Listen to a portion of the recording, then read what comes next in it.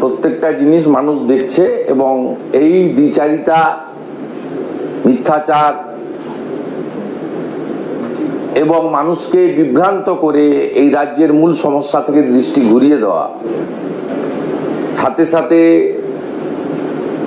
কিছু মানুষকে মিথ্যা প্রচার, ভুল তথ্য পরিবেশনের মধ্য দিয়ে বিভ্রান্ত করা, এটা আজকে নতুন নয়। 2019 সালে মাননীয় প্রধানমন্ত্রী নরেন্দ্র মোদীজি, মাননীয় স্বরাষ্ট্রমন্ত্রী অমিত শাহজি, সামগ্রিকভাবে ভারত সরকার যখন সিএ আইন এনেছিলেন, আফগানিস্তান, পাকিস্তান, বাংলাদেশ থেকে ধর্মীয় উৎপীড়নের কারণে চলে আসা হিন্দু, শিখ, খ্রিস্টান, জৈন, বুদ্ধিস্ট, পার্সি ইত্যাদিদের নাগরিকত্বের মর্যাদা দেওয়ার ক্ষেত্রেও এখানে জানেন গোটা ভারতবর্ষের মধ্যে প্রথম অশান্তির আগুন লেগেছিল পশ্চিমবঙ্গে, এবং সেটা লাগিয়েছিলেন মমতা বন্দ্যোপাধ্যায় এবং তার মন্ত্রী সিদ্দিকুল্লাহ চৌধুরী।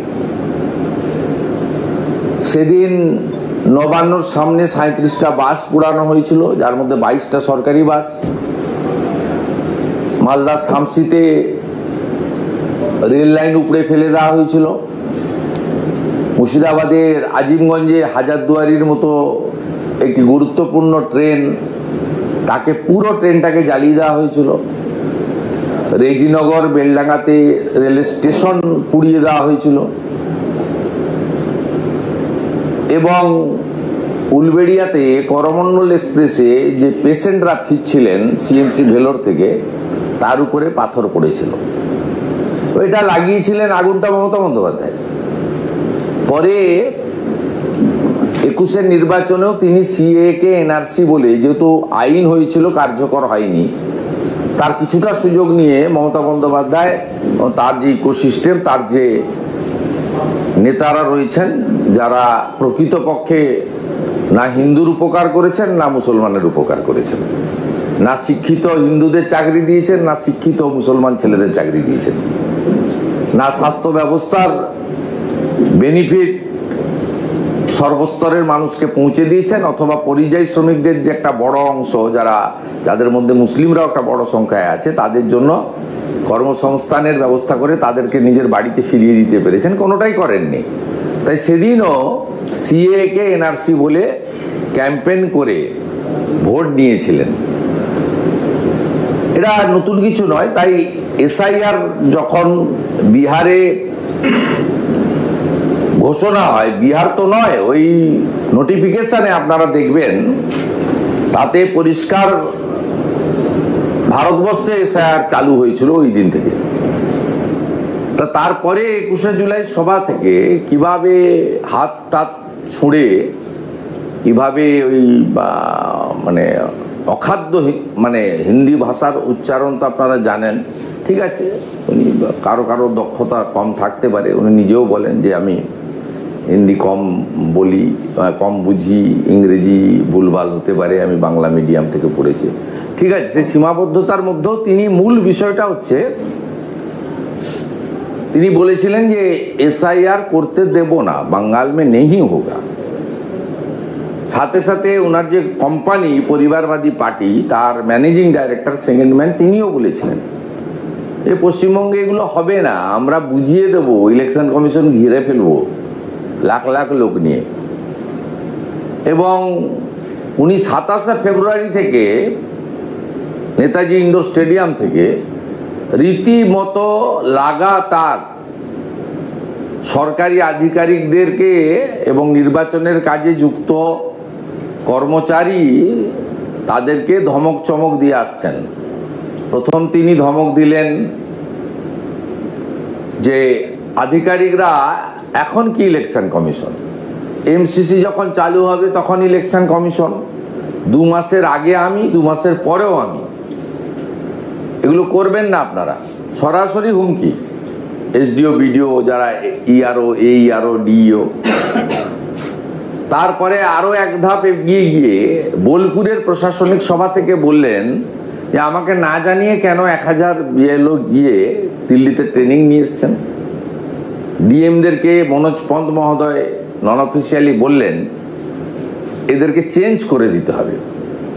কিছু কিছু জায়গায় চেঞ্জ করেনি তা নয়, চেঞ্জ করেছে এবং আমাদের নজরদারি থাকার ফলে সবাইকে চেঞ্জ করতে পারেনি। আমরা নজরদারি রেখেছিলাম প্রত্যেকটা দিন 24/7 ওনার অপকর্ম, ওনার ষড়যন্ত্রকে আমাদের ঠেকানোর জন্য যা যা করার আমরা করেছিলাম।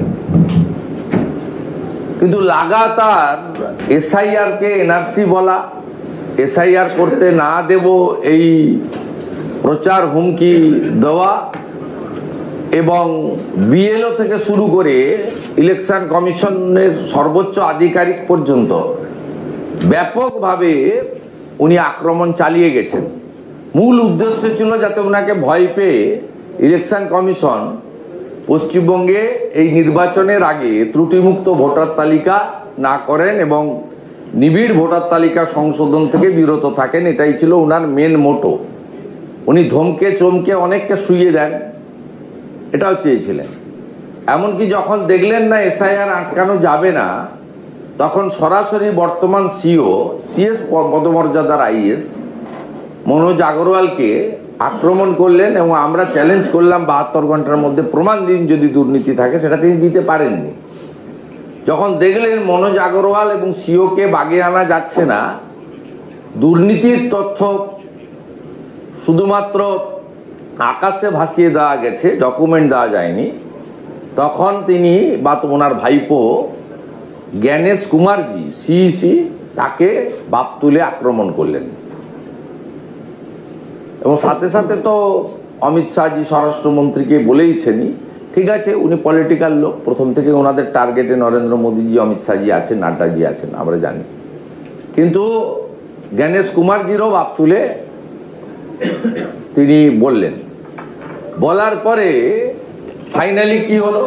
ফাইনালি ইলেকশন কমিশন যে অল পার্টি মিটিং ডাকলো, প্রথমত ইলেকশন কমিশন দিল্লিতে প্রেস কনফারেন্স করে ঘোষণা করলো যে আমরা এসআইআর শুরু করছি 12টি রাজ্যে, যার মধ্যে পশ্চিমবঙ্গ আছে, ইনক্লুডিং কেন্দ্রশাসিত অঞ্চল। আমরা এসআইআর শুরু করছি। ইলেকশন কমিশন অফিসিয়াল ডিক্লেয়ার করলো। ওটা ভারতবর্ষের টিভি মিডিয়া, যেহেতু পশ্চিমবঙ্গে এসআইআর হচ্ছে, আপনারাও সবাই দেখালেন, লাইভ করলেন। প্রত্যেকটা শব্দ বাক্য নিয়ে আলোচনা, পর্যালোচনা, টক শো, ডিবেট সব কিছু হয়ে গেল। হয়ে যাওয়ার পরে যারা বলেছিল এসআইআর করতে দেব না, ইলেকশন কমিশন অচল করে দেব, তারা দেখলো বিপদে পড়লো। তারা দেখলো যে সাংবিধানিক বডি, ওরা জানে, সবই জানে,